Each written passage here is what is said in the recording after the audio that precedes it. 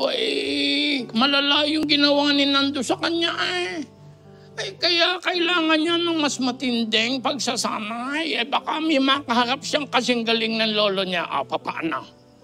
Aba, pagayong-gayon lang yan. Pero, alam mo, ayan si Nando halos mapatay si Lolong. Hindi natin alam. Baka di yan sa paligid na yan ay merong tao na mas matindi ang kayang gawin kay Lolong.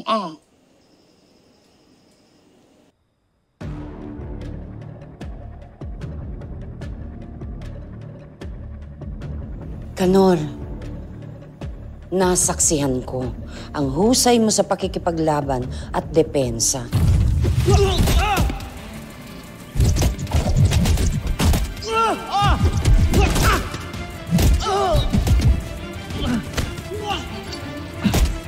Hindi ako nakikipaglaro sa'yo, tanda!